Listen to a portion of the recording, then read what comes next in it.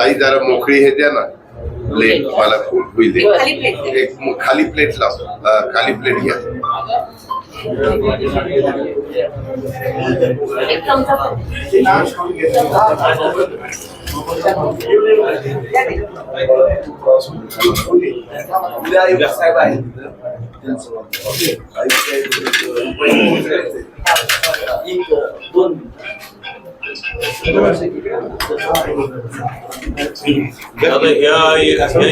दादा सगळं steel एअरचं reservation होतं. स्टील एअरचं रिझर्वेशन होतं.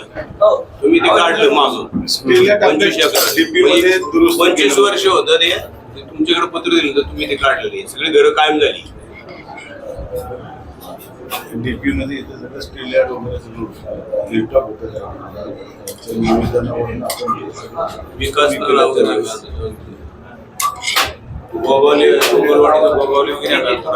पाणी नियमित आपण येतं.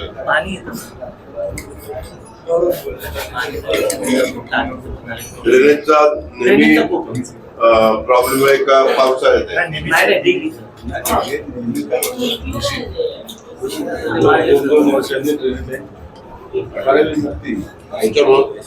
भुशी लागले की काय होतं सगळे ते सगळे ड्रेनेज लाईन मध्ये येते.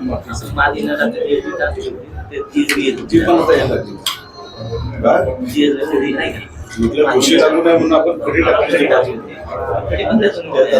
ते पण आता यायला लागले. ड्रेनेजच्या लाईन मध्ये नाही साईड नाही पाईपच्या बाजूला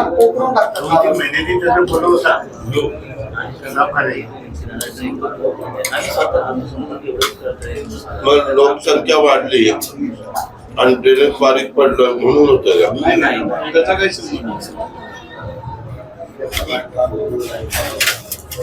एक काम करताना व्यवस्थित जर झालं ना तर मग किती व्यवस्थित काही करा वोटरचं असेल किंवा पॉप्युलेशनचं असेल.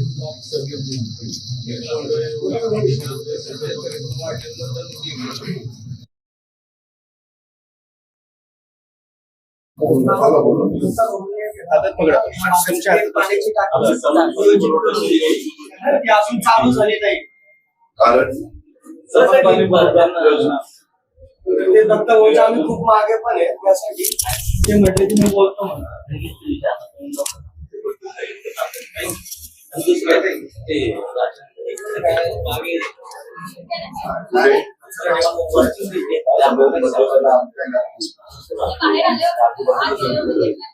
मोठं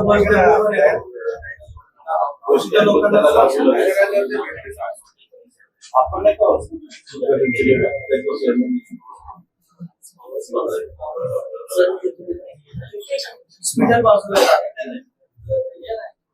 उद्या येईल ना त्या गोष्टी नवले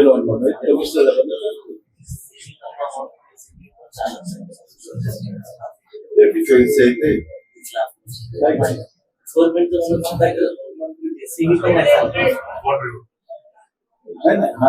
एक पलीकडचा डिफेन्स आहे ना. आपलं सेंट्रलच हे कॉर्पोरेशन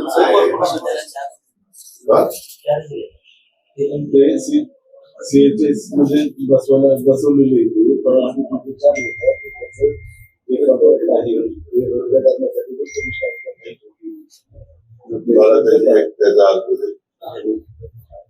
दुसऱ्याला महानगरपालिका चालू दोन्ही ठेवले. गोष्टींचा प्रॉब्लेम झाला. आता लोकांची मग सुद्धा काय पहिलं खरकट पिशवी टाकायचं. आता काय करतात पाणी आहे त्यामध्ये खायला त्यांना खायला भेटलं ते काही ते सोडत नाही.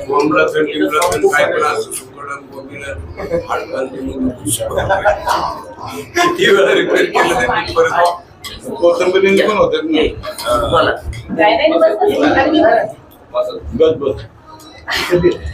सर प्रॉब्लेम असा आहे ना की पुढून पाण्याची लाईन गेली पाणी पण बऱ्याच वेळा मिक्स होतं.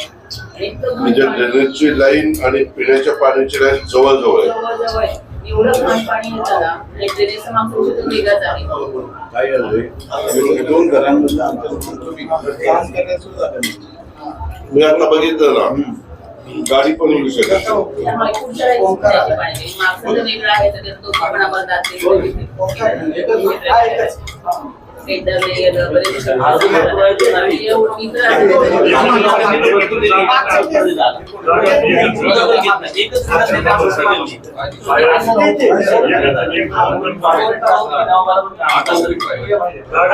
इथे एक्सआरएच सिस्टीम होत नाही.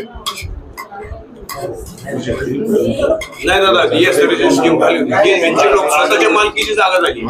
ही स्वतःच्या मालकीची जागा झाली. आपण स्टील यार्डचं रिझर्वेशन त्यावेळेस त्यांनी अनाधिकृत स्टॅम्पवर घेतला आणि नंतर या लोकांनी रेसिडेन्शियल झाले, यांची स्वतःची मालकी झाली.